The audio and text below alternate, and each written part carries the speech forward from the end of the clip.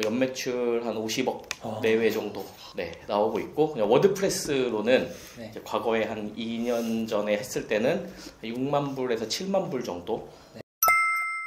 네, 안녕하세요. 선한부자 오가닉입니다. 오늘 옆에 특별한 게스트분을 한번 모셔봤는데요. 간단하게 자기소개 부탁드리겠습니다. 예, 안녕하세요. 반갑습니다.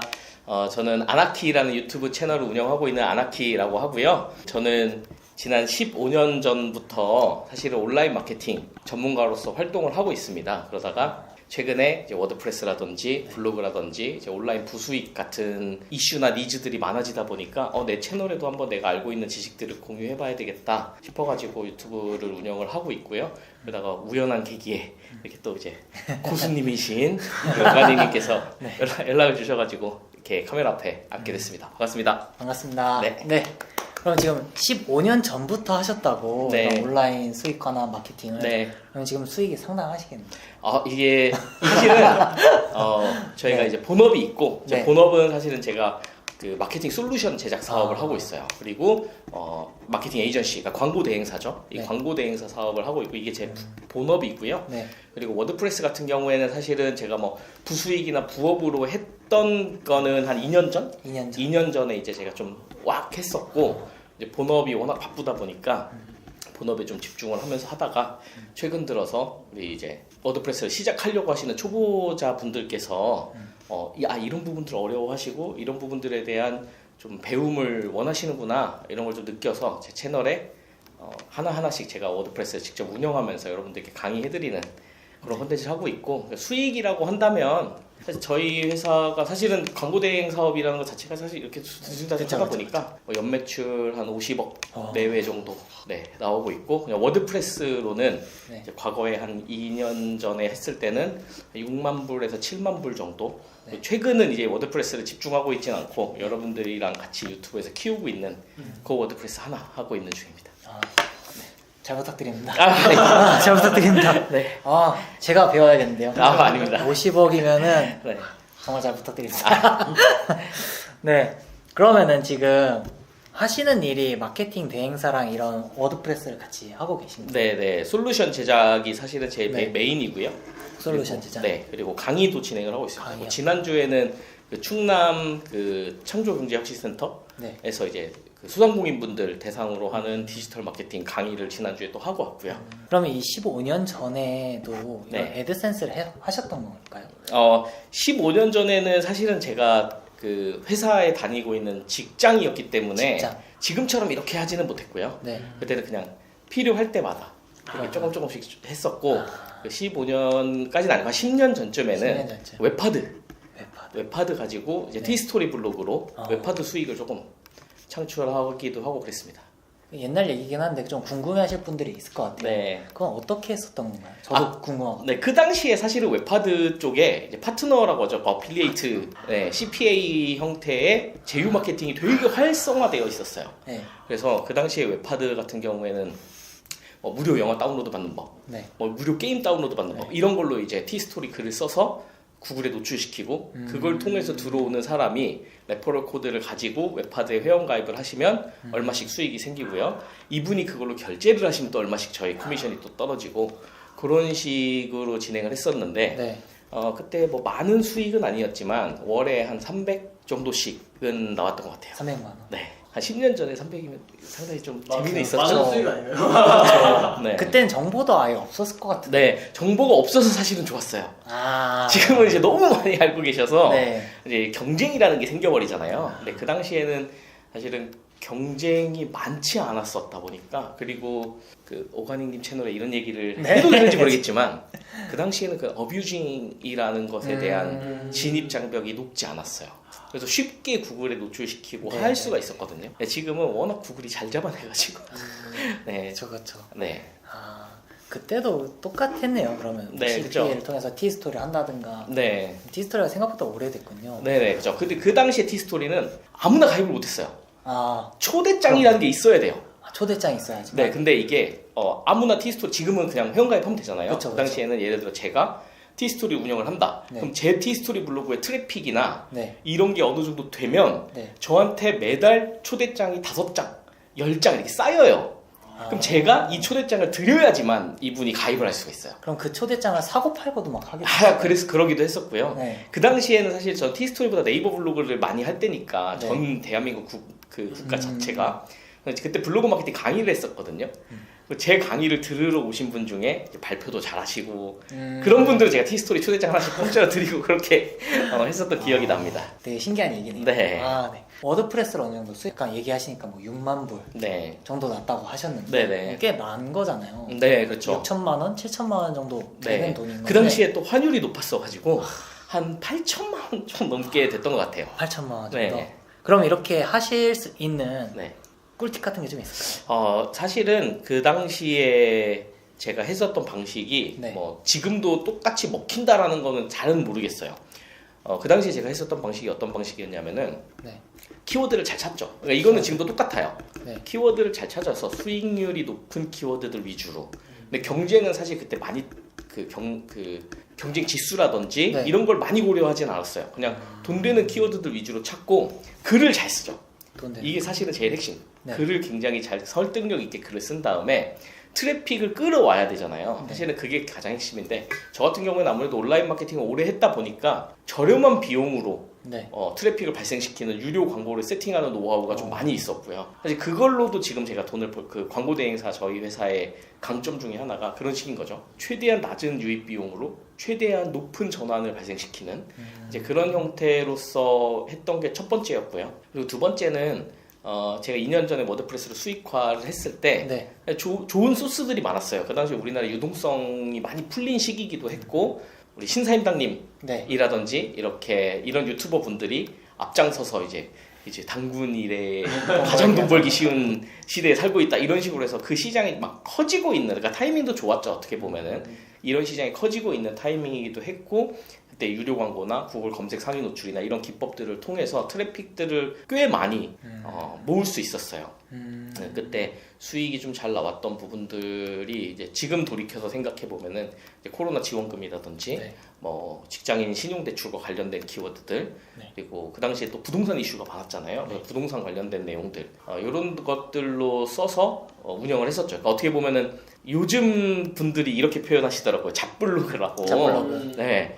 잡블로그라는 용어를 최근에 사실 저 들었어요. 그래서 그런 잡블로그를 키웠었죠 그 당시에는. 근데 구글이라는 거대한 검색 엔진의 규정 혹은 그들의 가이드라인을 그대로 살펴보면 잡블로그는 사실 유리하지 않거든요. 그거는 사실 사실이라서 이번에 만약에 워드프레스 새로 한다면 네. 구글의 가이드라인에 맞게끔 최적화된 전문성을 가진 그런 블로그를 만들어야 되겠다 생각해서 하고 있어요 지금.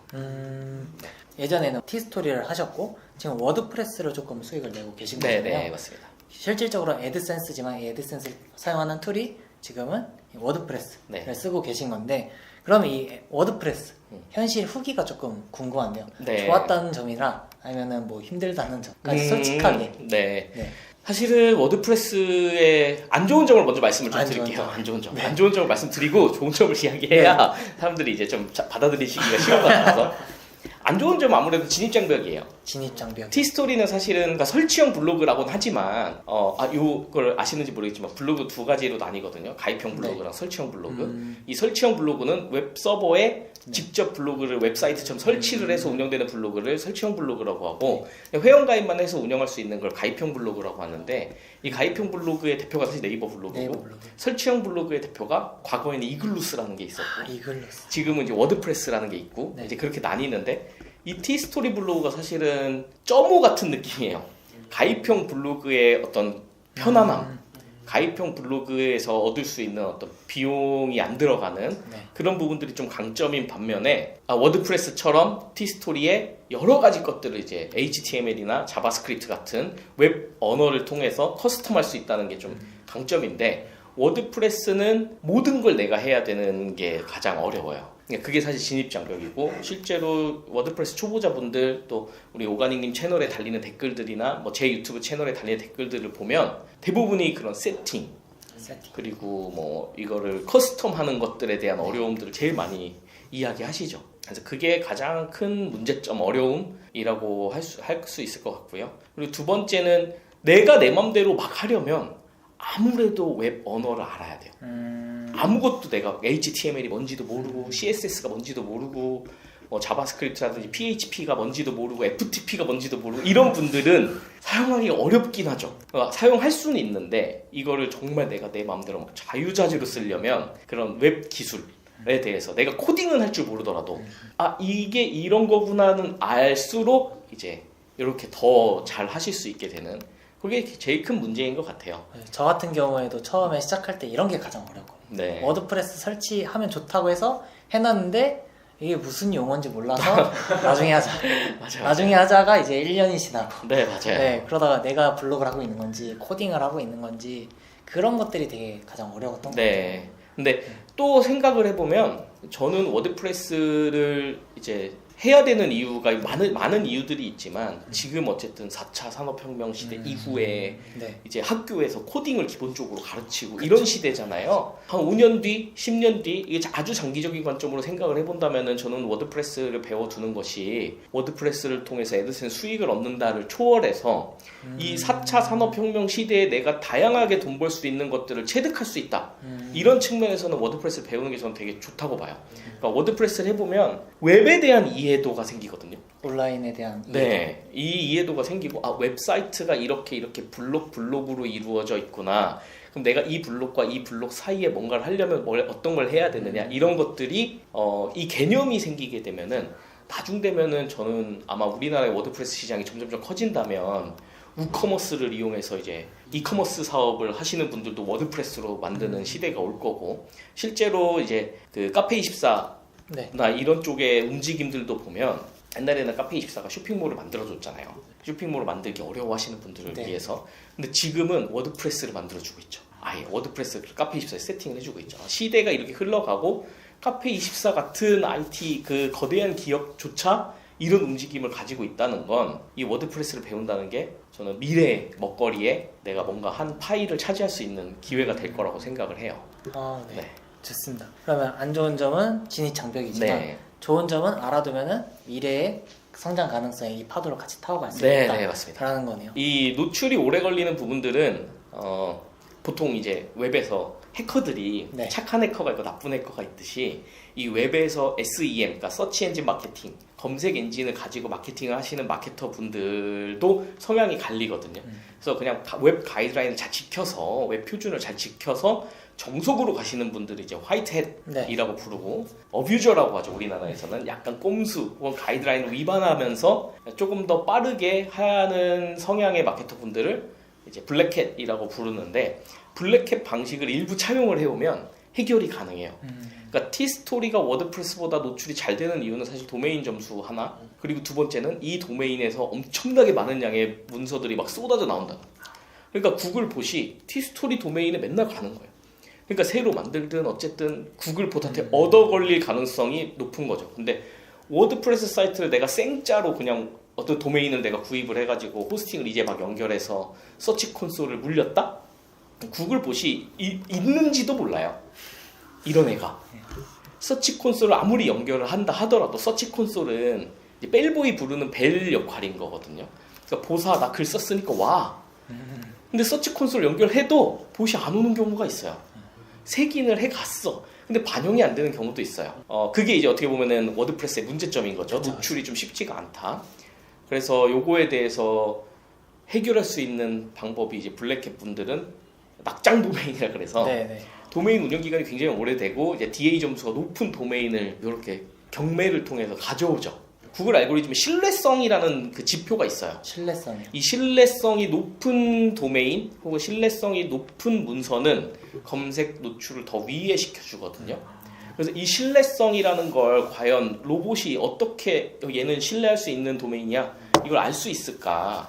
근데 사실 로봇이 인간이 아니잖아요. 그쵸, 로봇이 그쵸. 이렇게 보고 얘는 필력이 너무 좋아. 야 너는 너 신뢰할 수 있어. 이렇게 알 수 이거 결국 알고리즘으로 짜여 있단 말이에요. 그럼 결국에 구글이 얘를 신뢰할 수 있느냐 없느냐를 판단하는 가장 그냥 일반적인 기준은 좋은 글을 얼마나 오래 썼느냐. 오래 썼느냐. 네, 10년 전부터 좋은 글을 써온 애와 이제 막 개설한 애는 차이가 날 수밖에 없죠. 근데 T스토리는 나는 T스토리 오늘 가입했지만 T스토리.com이라는 도메인은 이미 10수년 전부터 있어왔던 도메인이니까. 그래서 이제 티스토리는 노출에 좀 더 유리하다. 뭐 초보자분들이 티스토리로 먼저 시작하는 게 좋다. 이런 이야기들이 있는 거죠. 그리고 그건 사실이기도 하고요. 근데 티스토리를 해서 워드프레스를 나중에 배우면 되지 않아요? 이런 의견들도 있긴 하거든요. 네. 근데 그거를 저는 네 그렇게 하셔도 됩니다라고 말씀은 드리지만 따로 막 권장하지 않는 이유는 네. 어차피 워드프레스 배우면 처음부터 배워야 돼. 아... 티스토리를 내가 좀 잘 할 수 있다고. 우리 오가닉님 보세요. 오가닉님 고수잖아요. 티스토리를 가지고 막 시장에 쌈 싸먹고 있는 분인데도 처음 워드프레스 했을 때 아까 저한테 말씀해 주셨던 게 와 이거 내가 이렇게 돼요. 어차피 초보 입장으로 돌아간다는 거예요. 그러니까 어차피 배울 거면 장기적인 관점에서 내가 하려면 워드프레스를 배워놓으면 티스토리는 오히려 쉬워요. 저는 그렇게 생각하고 있기 때문에 초보자분들 워드프레스를 좀 해보셔라 이렇게 말씀드리고 있습니다. 오히려 어려운 거 먼저 하고 쉬운 걸 하는 게 좋다. 네네. 써도 좋을 수도 있다라는 거죠. 네네 맞아요. 그 얘기하시다 보면은 낙장 도메인이란 것도 좀 얘기를 하셨는데 네. 이거는 또 뭘까요?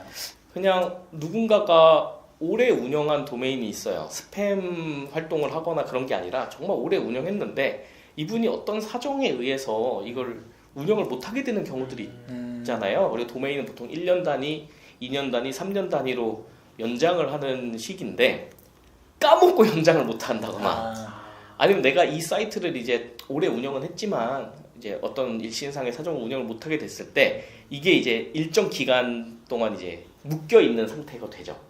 거기에다 미리 이제 걸어놓는 거 이거 내가 사겠다. 네, 그래서 그걸 이제 내가 낙찰받아서 갖고 오면 난 되게 높은 지수의 도메인을 갖고 시작하는 거죠. 그런 네. 게 낙장 도메인. 네, 일단 구글이라는 거를 우리가 생각을 해보면 네. 그 구글 그 서치 콘솔이나 네. 이런 쪽에 보면은 시험이 있어요. 시험. 네. 네. 시험을 봐서 자격증 같은 걸 줘요. 그러니까 공식 자격증은 아니지만 유튜브도 있고요. 네. 유튜브도 이제 시험을 봐가지고 몇 점 80점인가 이상 통과하면 배지를 줘요. 얘는 유튜브 전문가다. 구글이 인정하는 구글 애즈라고 광고 상품에도 그게 있고 구글 서치 콘솔에도 그런 기능이 있어서 거기에 보면은 첫 장에 뭐라고 나와 있냐면은 구글은 도서관입니다라고 나와요. 도서관. 그러니까 이제 구글이 자기네가 네. 자기네 서비스에 대해 설명한 거죠. 저희는 거대한 도서관입니다. 이 웹 www라는 이 웹 월드 와이드 웹이라는 세상 안에 모든 문서와 정보를 모아놓는 도서관이 구글이에요. 그러면 이 도서관에 베스트셀러 영역에 가거나 혹은 앞쪽에 배치가 돼야 트래픽을 많이 얻을 수 있겠죠. 그쵸. 그게 이제 검색 결과 상위에 노출되는 건데 구글 보시 하는 일은 사서의 일을 한다고 저는 정의를 하거든요. 사서가 문서들을 쭉 보고 얘는 여기다 배치해, 얘는 여기다 배치해 이런 개념이라고 여러분들이 이해를 하시면 실제 사전적 정의는 그러하지 않지만 네. 이해를 돕기 위해서 네. 이렇게 된다고 생각을 하는데 그럼 결국에는 아까 도메인 얘기도 했고 뭔 얘기도 했고 얘기한 가장 핵심은 이 구글 도서관에 내가 잘 색인이 되려면 그러니까 좋은 자리에 내가 들어가려면 첫 번째로 사서 눈에 자주 띄어야 되겠죠. 도서관 사서가 맨날 봐야 돼요. 그러니까 한두 번 보인다고 바로 얘를 딱 이렇게 올려주진 않아요. 그럼 이 도서관 사서 눈에 자주 띈다는 이 일을 해주는 게 서치 콘솔인 거죠. 그리고 나서 이 구글 서치 콘솔을 연결을 해서 보시 와서 봤어. 이걸 보고 나서 얘는 조금 썼네 라고 해서 어딘가에 딱 넣어주는 요 과정을 도와주는 게 사실 랭크매스라든지 요스트 SEO 같은 것들이 알려주잖아요. 네네. 키워드를 몇 개 더 넣어보세요. 단어 수를 더 넣어보세요. 하는 것들이 이제 검색 사용자 중심이 아니라 도서관 사서한테 잘 보이기 위한 글인 거죠. 그래서 요거를 잘 작성을 해주는 게 두 번째 단계인 거고 그리고 세 번째 단계는 결국에는 노출이 잘 되려면 얘가 믿을 수 있는 작가. 그러니까 예를 들어서 이런 거죠. 영화로 따지면 봉준호 감독님 영화는 묻지도 따지지도 않고 그냥 이렇게 되는 게 있잖아요. 그쵸. 그 단계까지 가는 거예요. 그 단계까지 가면 그냥 글 대충 써도 1위에 척척척 박혀요. 이제 그 단계까지 가려면 꾸준하게 글을 쓰는 게 사실 첫 번째인 거죠. 도서관 사서 눈에 계속 보이면서 근데 봤더니 너 좋은 글을 많이 쓰고 있네. 이렇게 해서 구글한테 계속 내 정보를 주는 거예요. 그게 어느 정도 시간이 걸려요. 이 시간이 걸리는데 이 기간 사이에는 콘텐츠의 그 품질에 따라서 어떤 건 빠르게 노출되기도 하고 어떤 건 노출이 안 되기도 하고 이제 그런 일들이 생기거든요. 이 일들을 경험하는 사람들 중에 야 나는 3개월 4개월 될 때까지 아예 안 떠. 근데 4, 5개월 지나니까 뜨기 시작해. 이런 분들이 있고 애초에 내가 글을 잘 쓰는지 뭔지 잘 모르겠지만 내가 잘 열심히 썼더니 척척 떠. 이런 분들이 이제 나뉘거든요. 이런 분들 사이에서 이제 구글의 샌드박스 기간이라는 게 있다. 그래서 이 샌드박스 기간 안에는 때려 죽여도 안 뜬다. 이제 이렇게 노출을 경험하지 못했던 분들은 샌드박스 기간이라는 게 있어서 안 뜬다. 근데 한두 달 안에 노출이 된 분들은 아닌데? 나는 뜨던데? 이게 이제 대립을 하고 있는데 이 대립도 사실 한 7, 8년 됐어요. 샌드박스 기간이 있다 없다만 가지고 싸우기 시작한 것도 7, 8년 됐고 실제 제가 활동하고 있는 이제 외국에 블랙캣들이 모이는 네네네. 커뮤니티가 있거든요. 이 커뮤니티에 제가 물어봤어요. 자, 샌드박스 기간이라는 게 있니? 정확하게 5대5예요. 있다 반 없다 반. 그래서 구글은 이제 발표를 했죠. 샌드박스 기간이라는 건 없습니다. 구글은 그렇게 발표를 했는데 경험하는 사람들은 많다는 거예요. 저는 샌드박스 기간이라는 게 있을 수도 있겠지만 그거는 샌드박스 기간이라고 뭔가 딱 정해져 있는 알고리즘이 있다기보다 그냥 그 어느 정도 특정 가중치를 받기 위해서 이 점수를 빠르게 쌓은 사람과 빠르게 쌓지 못한 사람이 있을 뿐이다 라고 저는 개인적으로 정의를 해요. 이렇게 얘기하면 이제 공격을 많이 받죠. 웃기고 있네. 이게 어떤 개념이냐면 네이버 블로그를 오래 하다 보면은 최적화 블로그다, 저품질 블로그다, 최적화 2단계다, 준최적화 몇 단계다 막 이런 이야기들이 있어요. 네이버 개발자 앉혀놓고 얘기하잖아요. 멘붕 와요. 우리는 그런 알고리즘 짠 적이 없는데 네이버는 그런 걸 놀래워해요. 그런 게 없다. 저품질이라는 게 없다. 근데 실무에 하는 모든 사람들은 다 저품질도 있고 3페이지 저품질도 있고 그렇게 경험하듯이 구글도 그런 개념인 거라고 저는 봐요. 그러니까 샌드박스 기간이라는 게 공식적으로는 없는 게 맞는 것 같고 충분히 어떤 좋은 컨텐츠를 처음부터 잘 발행함으로 인해서 빠르게 노출되는 그 도메인이나 사이트가 있는 것도 맞는 것 같아요. 근데 그거에 대해서 경험하고 계신 분들도 분명히 있으니까 이거를 아예 없다라고 하기에는 좀 그렇고 저 개인적으로는 있을 법한 이야기고 경험하고 있는 사람이 많다는 거는 공감하고 인정한다. 근데 나는 경험해 본 적이 없다. 이렇게 말씀드릴 것 같아요. 약간 구글에서는 샌드박스라는 알고리즘을 짠 적이 없지만 그렇죠. 그거를 이제 사람들이 글 썼을 때 열심히 빨리 쓰면은 좀 더 빨리 뜨는 거고 그리고 좀 느긋하게 쓰면은 거의 3개월 정도 걸리니까 통상적으로 이 기간들을 우리끼리는 샌드박스라고 얘기를 하는 거예요. 네네 그렇게 되어 있는 것 같아요. 그러니까 시장이 만들어낸 어떤 개념, 시장이 창출해낸 개념. 그리고 추가로 이제 구글 검색 노출에 대해서 여러분들이 정말 적극적으로 제가 말씀드리고 싶은 거 하나가 있는 게 뭐냐면은 결국에는 이게 닭이 먼저냐 알이 먼저냐 싸움이긴 하거든요. 구글이 아까 도서관이라고 말씀드렸는데 여기에 가장 핵심적인 알고리즘 중에 하나 뭐가 있냐면은 얘가 인기가 있는 문서냐, 인기가 있는 도메인이냐. 이게 구글뿐만이 아니라 다음, 빙, 네이버, 얀덱스 이런 검색 엔진들을 저희 연구를 하고 있는데 이 검색 엔진 타오바오도 마찬가지예요. 바이두나 결국에는 인기 있는 걸 위로 올려주거든요. 스마트 스토어도 찜 많이 달리고 많이 팔린 애가 위로 가잖아요. 네이버 블로그도 스크랩 공감 댓글 많은 애가 위로 가잖아요. 그러니까 인기 있는 애가 위로 가는 거는 만국 공통이에요. 모든 검색 엔진. 근데 인기가 있으려면 트래픽이 있어야 인기가 있을 거잖아. 트래픽이 없는데 인기가 어떻게 있어? 그러면은 인기가 있는 걸 내가 증명하지 못하니 그냥 초보자 분들은 글만 이렇게 쓰고 있거든요. 그럼 트래픽이 없으니까 이 인기 없네? 오히려 이렇게 되는 거예요. 그럼 이 트래픽을 어떻게 만들어내느냐? 이거는 결국에 내가 손품을 팔아야 되거든요. 우리가 SEO를 연구를 오래 하신 분들의 공통적으로 하는 이야기가 백링크가 중요합니다. 근데 이 백링크가 뭔지 모르고 백링크가 중요하다고 하니까 백링크를 크몬 같은 데 사시거나 이런 분들이 많아요. 그러니까 백링크가 뭐냐면 그냥 그 앵커 텍스트라고 하죠. 텍스트에다가 링크 거는 그걸 백링크라고 하는 거예요. 그러니까 예를 들어서 우리 오가닉님의 웹사이트가 있어.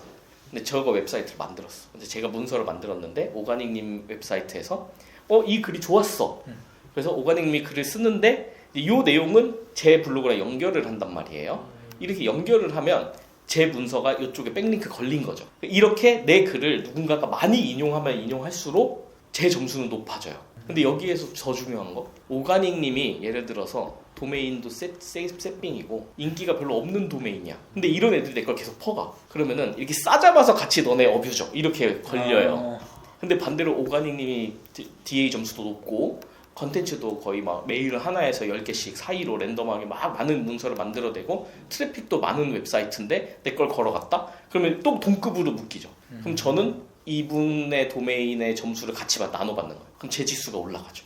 그래서 백링크라는 게 결국에는 얘 좋은 글이구나. 많은 사람들이 인용해 간 글이구나. 그리고 인용한 사람이 많으니까 인기 있는 글이구나. 이러면 얘가 그냥 치고 올라가 버리거든요. 그래서 백링크가 중요하다라고 하는데 많은 분들이 이제 이런 거 개념 없이 백링크만 막 달려고 해. 서로 품앗이를 하고 근데 네이버에 그 프레드라는 알고리즘이 2021년에 새로 개편된 알고리즘이 있는데 이 프레드 알고리즘의 설명에 나와요. 그렇게 품앗이 하듯이 백링크 교환하면 나 저품질 시키겠다. 이게 명확히 써져 있어요. 워낙 아까 제가 말씀드렸잖아요. 한 3년 전 그 프레드라는 녀석이 나오기 전에는 쉬웠어요. 그리고 백링크 양을 늘려버리면 그냥 떴거든요. 근데 지금 안 그래. 구글이 그걸 잡아낸단 말이에요. 그래서 결국에는 인기 있는 글을 만들어내는 거. 많은 분들이 퍼가게. 그러면 뭘 해야 되느냐. 컨텐츠 잘 쓰는 게 기본인 거고. 두 번째는 백링크를 많이 뿌리든 아니면은 인용을 당하든 그게 많아야 되는 게 두 번째인 거고. 근데 그걸 빠르게 할 수 있는 방법이 하나가 있어요. 초보자분들이 무조건 해야 되는 거. 이거는 제 유튜브 채널에도 아직 안 올린 건데 네. SNS를 하셔야 돼요. SNS요? 네, 트위터, 페이스북. 왜냐면은 facebook.com이라는 도메인은 어마어마하게 지수가 높겠죠. twitter.com이라는 트위터 이제 바뀌었죠. X로. 이 도메인도 점수가 높겠죠. 높은 이유는 유저가 많고 문서들이 엄청나게 계속 올라오는 수십만 개, 수백만 개가 하루에 계속 올라오잖아요. 트위터만 하더라도, 페이스북만 하더라도. 네. 그래서 내가 페이스북 페이지를 만들고 내 글을 페이스북으로 옮겨야 돼요. 퍼날라야 돼요, 내가. 그리고 페이스북에 유저를 늘려야 돼요. 내가 인스타그램에다가 인스타그램 프로필에 내 워드프레스를 걸어놓고 네. 인스타그램 해시태그 노출 막 시켜봐요. 그럼 사람들이 인스타그램 해시태그 눌러서 내 계정 들어와서 프로필 눌러서 워드프레스 들어오죠. 그러면 내 워드프레스 점수가 올라가요. 이 SNS와 SEO와 워드프레스는 뗄래야 뗄 수 없는 어떤 삼총사 같은, 물론 이걸 한다고 해서 다 상위에 뜨면 너무 쉽죠. 근데 기본 우리 무조건 해야 되는 거예요. 그래서 트래픽을 이렇게 만들어내야 되고요. 특히나 뭐 X, 트위터나 인스타그램보다 페이스북이 좀 찰떡궁합인 게 뭐냐면은 최근에 페이스북이 유저들이 많이 떨어지다 보니까 이 도달에 대한 알고리즘 변경한 것 같아요. 정확하게 모르겠어요. 그냥 제 체감이 뭔가 변경한 것 같아서 그런 페이지에 쇼폼 영상이라고 하죠. 네. 이런 짧은 길이의 영상을 페이지에 올리고 페이스북의 왓치 네. 이쪽으로 이제 영상을 업로드를 하면 얘가 도달률이 엄청 높아요. 그래서 그런 식으로 유저를 모으는 거죠. 그리고 내가 페이스북 페이지든 인스타그램이든 뭐 트위터든 특정 SNS 플랫폼에서 최소 5천에서 10,000명 이상 내 글을 봐줄 사람 모으고 있으면요. 워드프레스든 티스토리든 뭐 워드프레스가 아니라 그냥 내가 카페24로 만들든 하드코딩을 해서 만들든 다 유리한 거죠. 뭘 해도 할 수 있는 힘이 되는 거라서 저는 그래서 SNS 무조건 하시라고 말씀을 드려요. 네, 되게 엄청난 꿀팁을 이렇게까지 풀어도 되나? 네. 정도인데. 네, 알려드려야죠. 왜냐면은 알려드려도 네. 파레토의 법칙이라고 아시죠? 네, 8대2의 법칙. 네. 네. 하시는 분들 20% 정도밖에 안 계세요. 보고 와 그렇구나 하고 계정 만들고 아마 안 하실 거예요. 그래서 뭐 네. 알려드려도 뭐 크게 네. 문제될 건 없고, 그리고 더 중요한 건 뭘 하느냐보다 어떻게 하느냐가 훨씬 중요하기 때문에 네. 영상을 보시고 있다면 오늘 SNS 계정 여러분들 꼭 만드셔서 같이 해보시기를. 네. 네, 좋습니다. 그러면은 이 아나키님만의 이 글쓰기의 기법. 문예창 작가 출신이거든요. 네. 전공이 문예창 작가라서 글 쓰는 걸 배웠어요. 학교 때부터. 그래서 그냥 글 쓰는 게 그냥 노래하듯이 쓸 수 있거든요. 근데 그걸 쓰세요 하면 못 써요. 노래하는 거랑 똑같거든요. 저는 노래를 이렇게 예를 들어서 제가 이제 노래방에서 한 90점 나오는 정도의 노래를 하고 있는 사람인데 음치한테 야, 뭐 그냥 소리 이렇게 내봐. 못 따라 하잖아요. 똑같은 개념이에요. 근데 결국에 그냥 글쓰기라는 건 많이 보고 많이 써보는 수밖에 없어요. 그러니까 저 같은 경우는 제가 학교에서 문예창 작가 다닐 때 합평회라는 걸 많이 하죠. 워드프레스나 컨텐츠 텍스트 컨텐츠로 수익을 하려고 하시는 분들한테 합평회라는 게 되게 중요하다고 생각을 하는 이유 중에 하나가 까여봐야 알아요. 이거를 누가 안 까주면 나 잘하고 있는 줄 알거든요. 그리고 이걸 깠을 때 방어 기제가 탁 동작하는 분들은 솔직히 수익화하기 쉽지 않아요. 왜 내가 열심히 쓴 글에 이래라 저래라 이거 좋다 안 좋다 하냐. 근데 이걸 받아들이고 수용하실 수 있는 분들은 정말 빨리 들어요. 그래서 이 합평회를 하는 거, 뭐 합평회까지는 아니더라도 이 글을 뭔가 같이 스터디하거나 혹은 선생님들이 같이 봐주거나 하는 게 되게 중요하다고 생각을 하고, 결국에는 키워드를 잘 찾는 게 첫 번째인데, 글쓰기를 할 때도 키워드를 할 때도 제가 강조하는 것 중에 하나는 구글 로직이 그렇게 변하고 있고 네이버 로직도 그렇게 변하고 있거든요. 네이버 로직도 스마트 블록이라 그래가지고 네. 옛날에는 뷰가 그냥 팍 떠버렸는데 지금은 스마트 블록이라 그래고 네이버가 정제해버린 컨텐츠들이 순위에 뜨잖아요. 네. 그러면 좋은 글을 네이버가 수동이든 자동이든 한 바퀴 정제를 해서 그 노출을 시켜준다는 소리거든요.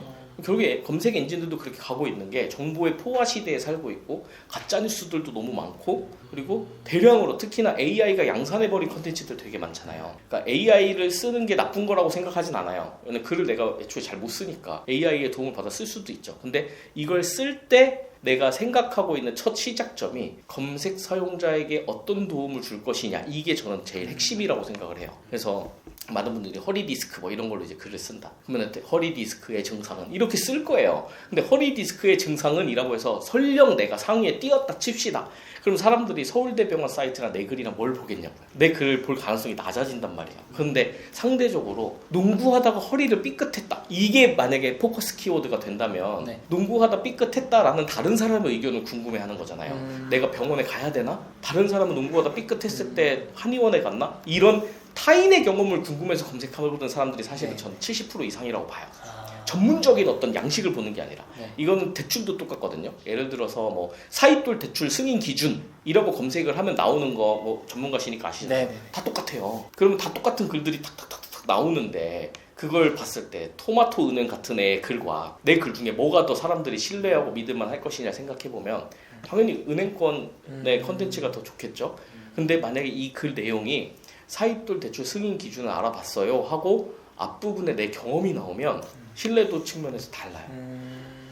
그래서 이 경험을 녹이는 게 저는 되게 중요하다. 그리고 이거는 스마트 스토어든 스마트 플레이스든 네이버 블로그든 그렇잖아요. 사람들이 검색을 해서 다른 사람은 어떻게 했지가 궁금하지 전문적인 내용이 궁금한 경우들은 많이 없어요. 전문적인 내용을 써서 트래픽을 내가지고 수익을 먹으려면 유료 광고를 해야 되는 거죠. 왜냐면 유료 광고는 검색 광고 영역이니까 그건 전문적인 걸 찾는 사람들이 눌러볼 가능성이 높아요. 근데 그게 아니라 올게닉하게 그냥 검색 결과에 나온 어떤 글들을 보고 판단하고 싶어하는 사람들은 타인의 경험이 궁금한 경우들이 굉장히 많기 때문에 저는 워드프레스라고 해서 꼭 뭔가 전문적으로만 써야 된다. 이 전문적이다라는 단어가 주는 그것 때문에 그런 것 같아요. 그러니까 내 경험을 녹여서 전문적으로 쓸 수도 있거든요. 제가 말씀드리고 싶은 사례가 저는 그분이에요. 자주 이분의 사례를 실제로 친분이 있는 건 아니고 옛날부터 블로그나 이런 걸 연구를 하다 보니까 맨날 제 눈에 보이는 분이 계신 게 입질의 추억이라는 유튜버 분이 계세요. 이 입질의 추억이라는 유튜버분이 100만이 넘었거든요. 이분이 이제 낚시하고 생선 회 뜨고 이제 생선 어종에 대한 정보나 얘네들을 어디서 살 수 있는지 뭐 이런 정보를 주는 분이에요. 근데 이분이 유튜브 하시기 전에 블로거였어요. 이분의 블로그 가보면 이분의 경험담이 나와요. 예를 들어서 다금바리라고 최근에 다금바리를 제가 먹으러 갔는데 자기 경험이 나와요. 그러면서 사전적으로는 다금바리가 요런 애고 하고 이제 링크를 걸죠. 왜냐면 전문적인 내용은 저희 가서 보라 이거예요. 걸고 이동하면서 아마 이제 전면 광고도 뜨고 할 수 있으니까 이게 넘기고 안에 내용은 제가 봤을 때 다금바리는 제주도에서 파는 것 중에 일부분은 뭐 가짜였습니다. 막 이런 경험담이 있으니까 인기가 많았고 그 안에서 이분이 그 발화하는 내용들 전부 다 웬만한 전문가들이 보기에도 손색이 없을 정도니까 이분은 그 백종원 님도 물어보시더라고요. 물고기 모르면. 블로그인데 이분이 무슨 해양수산 전문가나 박사님이 아니거든요.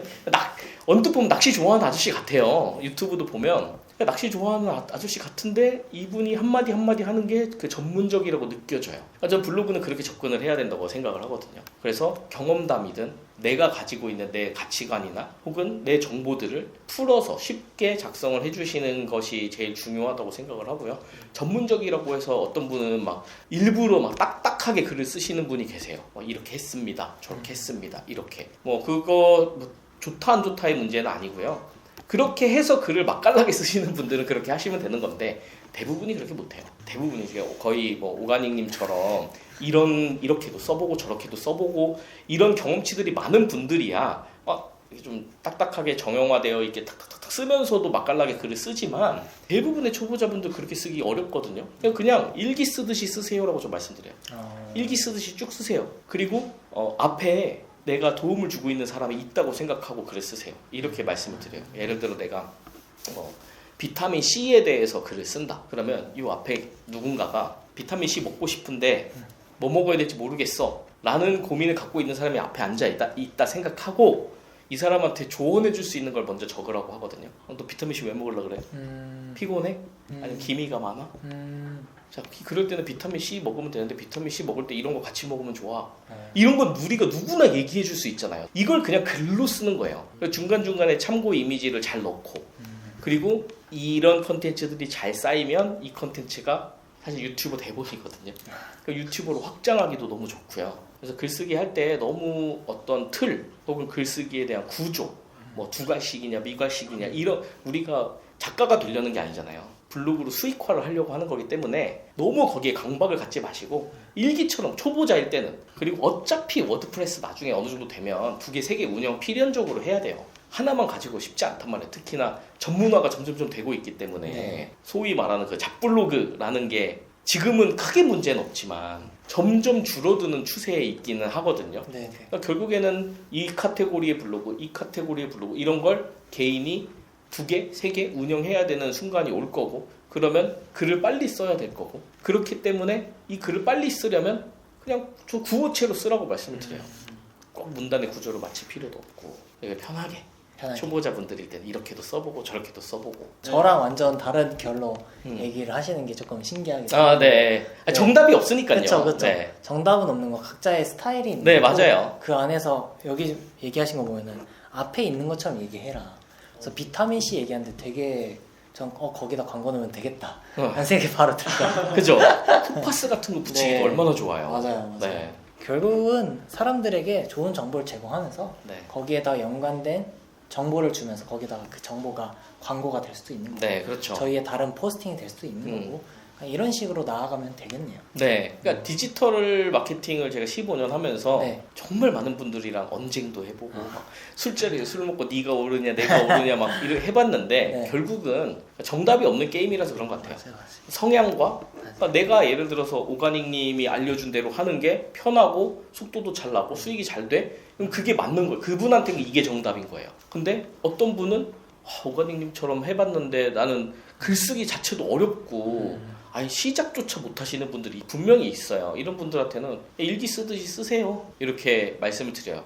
제가 이런 생각을 갖게 된 이유도 사실은 문예창작과 다니면서 그 교수님들한테 배웠던 건데 제 과제 중에 하나가 어떤 과제가 있었냐면은 매일매일 이 식물 성장 일기 있죠. 식물이 자라는 걸 매일매일 쓰게 시켰어요. 분량은 상관없어요. A4지 한 장 이내. 그러면 처음에는 오늘은 심었습니다. 쓸 말이 없죠. 다음날 봐봐. 없어. 똑같아. 아직도 싹이 안 났습니다. 또 다음날 봐. 또 안 나. 그렇게 되다 보면은 나중에는 글이 길어져요.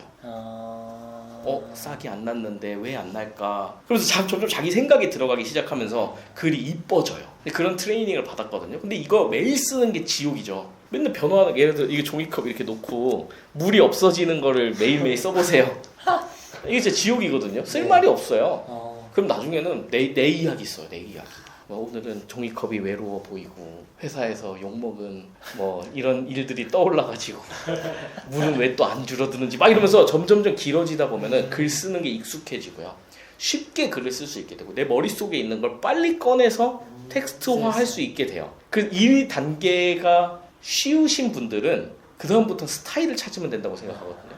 그 다음부터 이제 전문화로 가든 아니 구어체로 가든 리뷰 형태로 가든 이건 그 다음 문제인 거예요. 근데 대부분 이제 워드프레스 잘 하시는 분들, 그러니까 워드프레스가 아니라 이 컨텐츠로 수익을 잘 만드시는 분들을 만나서 이야기를 해보면 대체적으로 이 내 머릿속에 있는 걸 잘 꺼내서 잘 요약하시는 분들이 돈을 버세요.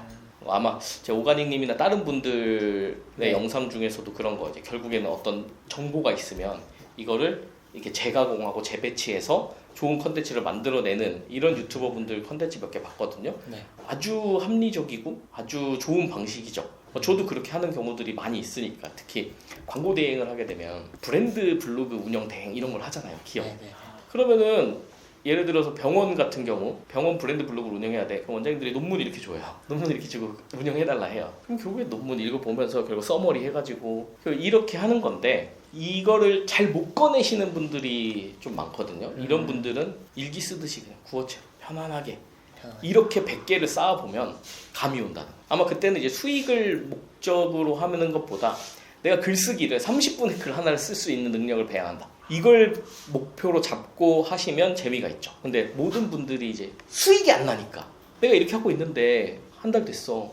수익이 안 나니까 재미가 없죠. 그러니까 목적을 저는 목표는 수익이야. 그러니까 목표와 목적은 다를 수 있잖아요. 목표는 수익인데 내 지금 목적은 수익 몇 달러가 아니라 나는 글을 30분에 한 개씩 쓰는 거야.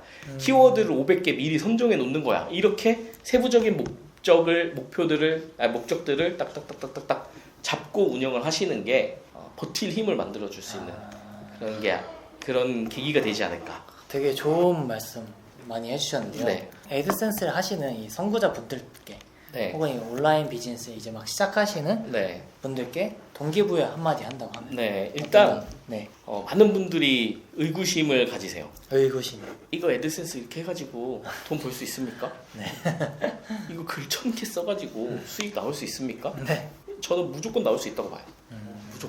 무조건. 네. 스마트 스토어도 똑같아요. 쇼핑몰도 똑같고요. 디지털로 돈을 벌 수 있는 건 무조건 가능해요.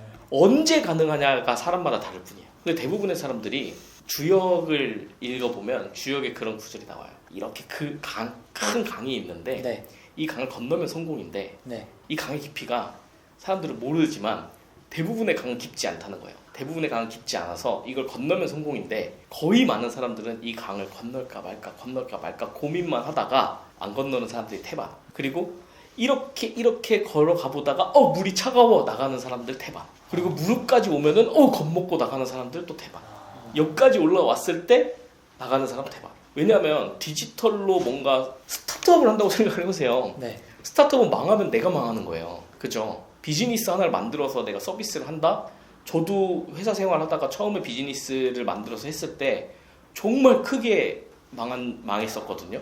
진짜 퇴직금 다 날리고 이 리스크가 너무 크잖아요. 근데 애드센스 리스크가 없어요. 리스크가 제로예요. 그죠? 근데 이걸 안 하는 거 저는 이해가 좀 안 되는 부분들이 있어요. 리스크가 전혀 없는 일인데 아마 믿음이 부족해서 그런 거겠죠. 그러니까 이게 강을 건너면 성공인데 이 믿음이 없으니까 안 건너고 비아냥되거나 그래도 되겠어? 근데 실질적으로 애드센스로 수익 많이 버신 너무 많잖아요. 그렇죠. 그리고 애드센스라는 건 제가 2008년, 2009년 진짜 꼼꼼한 막 대리 이럴 때도 애드센스 수익하는 사람들이 있었어요. 그때도 애드센스로 수익하고 아비트라지라고 하죠. 아비트라지가 뭐냐면은 지금 똑같아요. 애드센스 광고 수익을 클릭을 하면은 예를 들어 내가 500원이 수익이 나요. 클릭당. 그러면은 구글 광고나 카카오 모먼트 같은 걸로 50원에 데리고 올 수 있으면 그럼 차익이 생기잖아요. 이걸 이제 아비트라지라고 하는데 옛날에는 아비트라지를 되게 좀 무식하게 했었어요. 이런 스텔스 사이트 같은 거 막 후킹 사이트 만들어가지고 들어오면 바로 강제적으로 광고가 클릭되게 막 이거 아비트라지라고 하는데 그때 아비트라지 잘하면 3일에 에쿠스 한 대씩 번다 이런 얘기가 있었단 말이에요. 어뷰징. 네. 근데 그게 지금도 방식은 똑같죠. 그 당시에는 그걸 어뷰징으로 했을 뿐이고 지금은 예를 들어서 뭐 사이돌 대출 컨텐츠 잘 만들어 놓고 이걸 SEO로 올가닉하게 띄우기가 어려우니까 구글 검색 광고라든지 카카오 모먼트라든지 CPC 광고비가 정말 작은 뭐 타블라 이런 광고를 통해서 트래픽을 만들어낸다. 거기에서 차익을 먹는다. 근데 이것도 이제 어떻게 하느냐가 중요한 거죠. 보통 돈을 많이 잃으시니까 광고비 들인 것만큼 수익이 안 돼서 좀 그런 것들이 있겠지만 어쨌든 가능해요. 어떤 방식으로든 이거는 옛날부터 전통적으로 있었던 일들이고 없었던 게 뿅 하고 튀어나온 게 아니니까 가능하고 이걸로 수익을 많이 내신 분들도 너무 많고 또 심지어 이걸 하고 싶어 하는 큰 기업들도 많잖아요. 그리고 오늘의 유머라든지 일베라든지 얘네들의 고정 수익이 뭐겠어요? 다 애드센스 수익이잖아요. 애드센스로 저는 월에 1,000, 2,000, 5,000, 6,000 가능하다. 다만 어떻게 하느냐, 얼마나 걸리느냐는 개인이 어떻게 하느냐에 따라 다를 뿐인 거고요. 그래서 저는 애드센스 하시고 싶으시다 딱 이빨 깍 깨물고요. 딱 1년만 해보시면은 전 무조건 나온다고 생각해요. 무조건. 근데 여기도 이제 막 글 일주일에 하나씩 쓰고 이러시면 안 되고 한 달에 하나 쓰면서 1년 그러면 안 돼요. 그럼 절대 안 되고 정말 매일 컨텐츠 내가 내 책을 하나 만든다 생각하시고 원고를 계속 쌓아 나가시면서 SNS를 이용해서 퍼뜨리기도 하고 때로는 유료 광고를 하기도 하고 또 때로는 뭐 다른 사람들이랑 뭐 품앗이도 할 수도 있죠. 뭐 여러 가지 방법을 통해서 트래픽을 만들어내시게 되면 그렇게 1년이 경과하고 나서는 정말 수익화 가능하다고 저는 말씀드리고 싶습니다. 그러니까 여러분들 포기하지 마시고 정말 그게 제일 중요한 것 같아요. 포기하지 말고 꾸준히 하는 거. 네, 아주 저도 비슷한 말씀을 좀 드리고 싶어요. 비슷한 말씀을 드리면서 마무리를 한다고 하면은 진짜 할 거면은 입 꽉 까물고 진짜 1년은 내가 죽었다 생각하고 하면은 그 다음 넥스트는 정말 많이 바뀌는 것 같습니다. 네, 저도 처음 시작할 때 1년은 내가 없다 라는 생각을 했었거든요. 오늘 아나키님께서 좋은 말씀 많이 해주셨는데요. 저희 이 영상 말고도 아나키님 채널 가셔가지고 더욱더 좋은 영상 보시면은 도움이 되실 것 같습니다. 그러면은 이 영상이 도움이 되셨길 바라고 구독과 좋아요 그리고 선한 댓글까지 해서 모두 선한 부자 되시길 응원하겠습니다. 감사합니다. 감사합니다.